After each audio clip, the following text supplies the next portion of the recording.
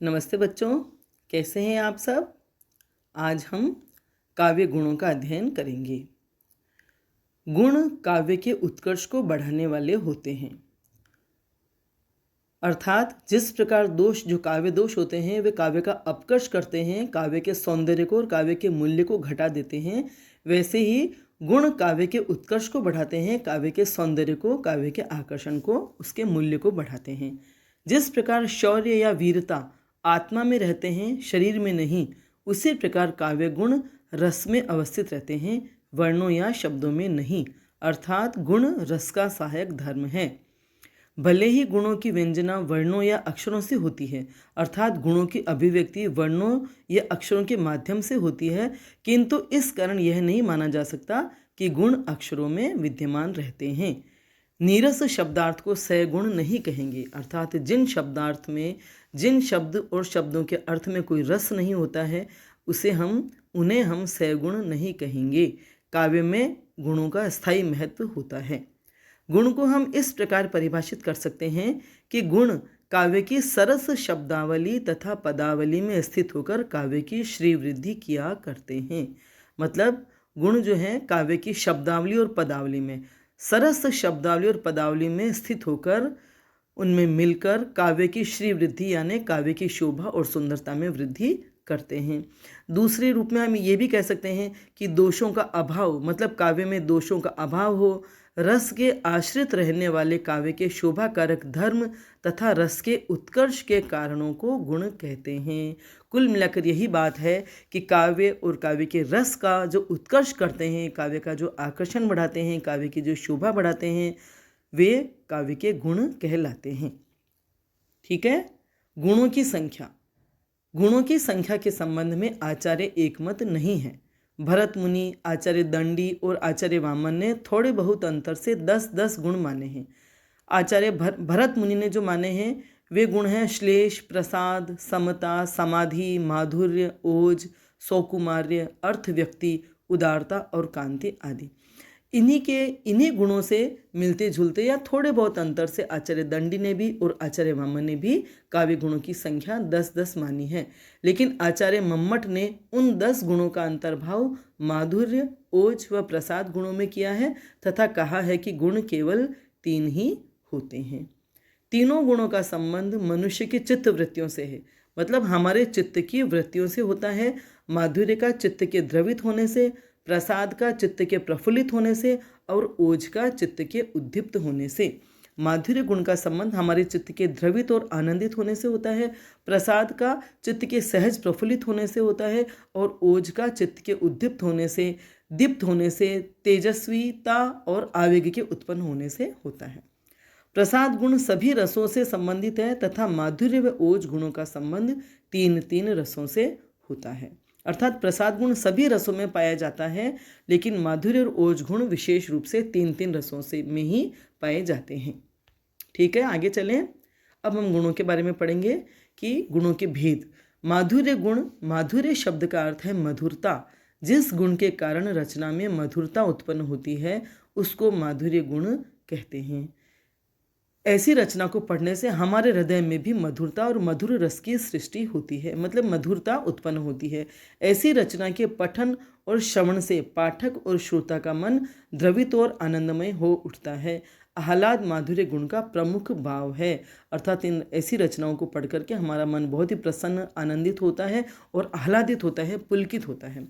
श्रृंगार या करुण रस के प्रसंगों में सहृदय सामाजिक का मन द्रवीभूत हो उठता है। हमारा हृदय द्रवित हो जाता है, प्रसन्न हो जाता है, आनंदित हो जाता है। चित्त के ध्रवण का कारण उस समय माधुर्य गुण ही होता है और रस की निष्पत्ति में सहायक होता है। माधुर्य गुण में ये देखिए कि माधुर्य गुण में किस तरह की शब्दावली का प्रयोग होता है। माधुर्य गुण में समास रहित, मतलब सामासिक शब्द नहीं होते हैं, अगर होते हैं तो बहुत अल्प समास, मतलब बहुत छोटे छोटे शब्द। मधुर तथा कोमल शब्दावली का प्रयोग होता है। इसमें ट वर्ग और लंबे सामासिक पदों को छोड़कर शेष सभी वर्गों का और य रे लेवा का प्रयोग होता है। अर्थात ट वर्ग वाले जो वर्ण होते हैं ट, ठ, ड, ढ, न, उनका प्रयोग नहीं होता है। लंबे सामासिक पदों का भी प्रयोग नहीं होता है। और ट वर्ग के अलावा क वर्ग, च वर्ग, त वर्ग, प वर्ग के वर्णों का और य रे लेवा का प्रयोग होता है। अनुस्वार और अनुनासिक वर्णों की भी अधिकता होती है। अर्थात अनुस्वार और अनुनासिक आप जानते हैं, अनुस्वार माने जो ये सभी वर्ग हैं, क वर्ग, च वर्ग, ट वर्ग, इनके अंतिम अर्थात पंचम वर्ण, और अनुनासिक माने चंद्र बिंदु वाले वर्ण। इनकी इन मधुर गुण वाली रचनाओं में, मधुर गुण युक्त रचनाओं में इनकी अधिकता होती है। माधुर्य गुण श्रृंगार, शांत और करुण रसों में प्रयुक्त होता है। विशेष रूप से माधुर्य गुण श्रृंगार, शांत और करुण रस की कविताओं में या काव्य में पाया जाता है। अब देखिए माधुर्य गुण के उदाहरण। नील परिधान बीच सुकुमार, खिल रहा मृदुल अध खुला अंग, खिला हो ज्यों बिजली का फूल, मेघ बन बीच गुलाबी रंग। इन पंक्तियों को पढ़ते ही हमारा चित्त आह्लाद से द्रवित हो जाता है, और इन पंक्तियों में अनुस्वार वाले वर्णों की अधिकता है। एक और उदाहरण देखिए।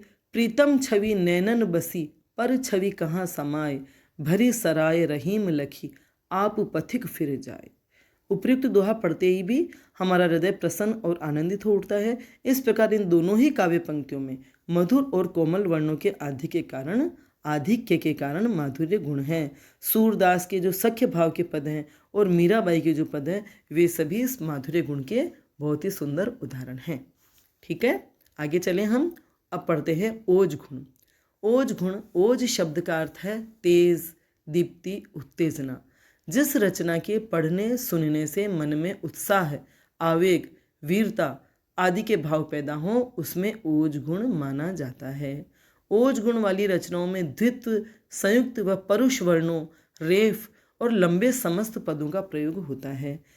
ये आप जानते हैं, द्वित्व वर्ण वे होते हैं, द्वित्व शब्द वे होते हैं जहाँ एक वर्ण का अपने जैसे वर्ण के साथ आता है। मतलब एक वर्ण का अपने जैसे वर्ण के साथ आना द्वित्व प्रयोग कहलाता है। जैसे कच्चा, पक्का, गप आदि शब्द हैं। तो इनमें जो कच्चा शब्द में जो च वर्ण है वह वापस एक च के साथ आया है। पक्का में जो क वर्ण है वह 2 बार आया है। तो जब एक ही वर्ण 2 बार आता है तो वे शब्द द्वित्व वर्ण वाले कहलाते हैं। ठीक है। और संयुक्त व्यंजन, जहाँ दो व्यंजन मतलब जो व्यंजन 2 या 2 से अधिक व्यंजनों के मिलने से बनते हैं। जो शब्द 2 या 2 से अधिक व्यंजनों के मिलने से बनते हैं वे संयुक्त व्यंजन कहलाते हैं। और द्वित्व वे होते हैं जो एक ही वर्ण 2 बार आने से बनते हैं। संयुक्त व्यंजन जैसे क्षेत्र, ज्ञ और श्रेय वर्ण जिन शब्दों में आते हैं, और इनके अलावा जो भी 2 व्यंजन मिलाकर के शब्द बनाए जाते हैं उनमें पहला व्यंजन स्वर रहित होता है और दूसरा व्यंजन स्वर सहित होता है। जैसे आकांक्षा, त्रिशूल, सर्वत्र, वस्त्र, अध्यक्ष आदि शब्द। और परुष वर्ण मतलब कठोर वर्ण, ट वर्ग के सभी वर्ण जैसे ट, ठे, डे, ढ, ढ, ढ, और रेफ जिनमें रे की मात्रा लगती है या रे व्यंजन लगता है, और लंबे सामासिक पदों का प्रयोग ओज गुण वाली रचनाओं में होता है। मूर्धन्य ध्वनियों का प्रयोग भी विशेष रूप से इनमें होता है। यही ट, ठे, डेढ़ है जो ट वर्ग के वर्ण हैं वे मूर्धन्य ध्वनि वाले कहलाते हैं। ढ और न का प्रयोग अधिक होता है। वीर, रौद्र, भयानक और विभत्स रसों में ओज गुण रहता है। ओज गुण से युक्त रचना के आस्वादन से चित्त में दीप्ति और आवेग उत्पन्न हो जाते हैं। देखिए उदाहरण। धसती धरा, धधकती ज्वाला, ज्वालामुखियों के विश्वास, और संकुचित क्रमशः उसके अवयव का होता था रास। इन वर्णों से ही आप समझ सकते हैं कि ये ओज गुण वाली रचना है। इनको पढ़ने से हमारे हृदय में दीप्ति और आवेग के भाव पैदा होते हैं। दूसरा उदाहरण देखिए। नभ का वक्षस्थल फट जाए, तारे टूक टूक हो जाए, कभी कुछ ऐसी तान सुनाओ जिससे उथल पुथल हो जाए। एक और उदाहरण देखिए। सच पूछो तो शरही में बसती है दीप्ति विनय की। तो इन पंक्तियों में तेज और दीप्ति का भाव फूट पड़ रहा है, इसलिए ये ओज गुण युक्त रचनाएं कहलाती है। विभत्स रस के निम्न उदाहरण में ओज गुण देखिए। है रुंड गिरे, गज झुंड गिरे, कटकर अवनी पर शुंड गिरे, भूपर है विकल वितुंड गिरे, लड़ते लड़ते अरि झुंड गिरे। इसमें ट वर्ग के वर्णों की विशेष रूप से प्रधानता है, इसलिए यहाँ पर ओज गुण आपको आभासित हो रहा है। ठीक है, आगे चलें हम। अब है प्रसाद गुण। प्रसाद गुण वहाँ होता है जिस रचना का अर्थ सुनते ही या पढ़ते ही पढ़ने और सुनने वाले की समझ में आ जाए, वहाँ प्रसाद गुण होता है। जिस प्रकार सूखे ईंधन में अग्नि तुरंत व्याप्त हो जाती है, जैसे सूखे ईंधन को अग्नि दिखाते ही अग्नि व्याप्त हो जाती है, उसी प्रकार चित्त में प्रसाद गुण शीघ्र ही व्याप्त हो जाता है। अर्थात किसी रचना को पढ़ते ही उसका अर्थ हमें समझ में आ जाता है, एक बार में ही अर्थ स्पष्ट हो जाता है, वहाँ प्रसाद गुण होता है। इस प्रकार प्रसाद गुण में सरल, सहज और भाव व्यंजक शब्दों का प्रयोग किया जाता है। अर्थ की स्पष्टता और सुबोधता इसकी विशेषता है, अर्थात अर्थ तत्काल स्पष्ट हो जाता है और हमें बहुत ही अच्छी तरह से बोधगम्य हो जाता है, समझ में आ जाता है। प्रसाद गुण यूँ तो सभी रसों में मिलता है, लेकिन करुण, शांत, वात्सल्य और हास्य रस में प्रसाद गुण अधिक पाया जाता है। इसमें कोमलकांत पदावली, वर्गों के 5वें वर्णों, क वर्ग और तय वर्ग का प्रयोग अधिक होता है। नीति, भक्ति आदि के वर्णन में प्रसाद गुण की प्रधानता रहती है। उदाहरण देखिए, जाकी रही भावना जैसी, प्रभु मूरत देखी तिन तैसी। अब इन पंक्तियों को देखिए, पढ़ते ही आपको अर्थ समझ में आ रहा है। जाकी रही भावना जैसी, प्रभु मूरत देखी तिन तैसी। जिसकी जैसी भावना रहती है वह प्रभु की मूर्ति उसे वैसे ही नजर आती है। दूसरा उदाहरण देखिए, वह आता दो टूक कलेजे के करता, पछताता पथ पर आता। वह भिक्षुक आता है, अपने कलेजे के ही 2 टुकड़े करते हुए पछताता हुआ पथ पर आता है। अर्थ स्पष्ट हो रहा है आपको। तीसरा उदाहरण देखिए, विस्तृत नभ का कोई कोना, मेरा न कभी अपना होना, परिचय इतना इतिहास यही, उमड़ी कल थी मिट आज चली, मैं नीर भरी दुख की बदली। इन पंक्तियों का भी अर्थ, भावार्थ और शब्दार्थ आपको बहुत ही आराम से स्पष्टतया समझ में आ जाते हैं। देखिए, संतो भाई आई ज्ञान की आंधी रे। तो इन काव्य पंक्तियों के पठन या श्रवण मात्र से ही चित्त में अर्थ स्पष्ट हो जाता है। इस प्रकार यहाँ प्रसाद गुण की उपस्थिति है। तो आशा है आपको तीनों ही गुण, प्रसाद, माधुर्य और ओज गुण अच्छे से समझ में आ गए होंगे। इनके उदाहरणों को आप बार बार पढ़िए, आपको ये अवश्य हृदयंगम हो जाएंगे। ठीक है, धन्यवाद।